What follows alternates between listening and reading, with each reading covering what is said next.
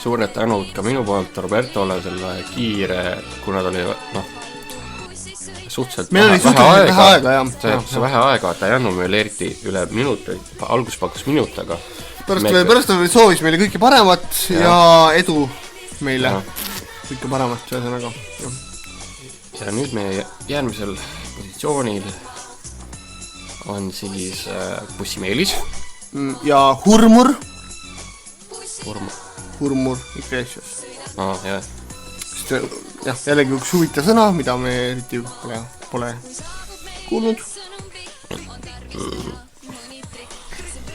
Ühesõnaga siis see Bussimeelis kuidagi somehow nii-öelda teeb intervjuud kuulsa laulja Enrique Iglesiasega, kes tuli meile kontserdid andma, annab väga hea intervjuu ja siis ühel hetkel, kui kõrval naisreporter küsib ühe uue laulu kohta, mingi Take Back My Love või mingi siuke, ma ei hakka ütlema, äkki läheb valesti, igatahes küsimused esitatakse väga viisakalt, vastused tulevad ka väga viisakalt, teine staar on väsinud, ta tuleb lennuki Riiast just lõpetas Riias kontserti ja nii kui ta lennukast välja tuli, Bussimeelis kargab kohe peale ja lendab peale täiega ja naisreporteri kõrval, kui naisreporter esitab küsimuse, kas see uue laulu kohta, tema kohe kõrvalt ütleb, et can you sing it for us right now? Ja siis Iglesias ütleb, et right now, so come on, I'm resting right now.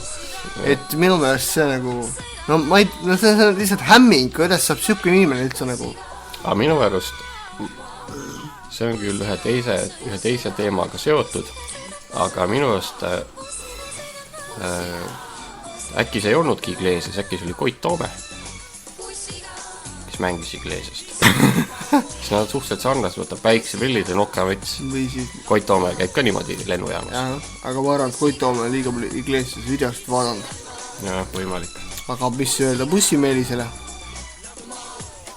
Bussimeelis, kes ta siuke on? Bussimeelis. Ja meie järgmine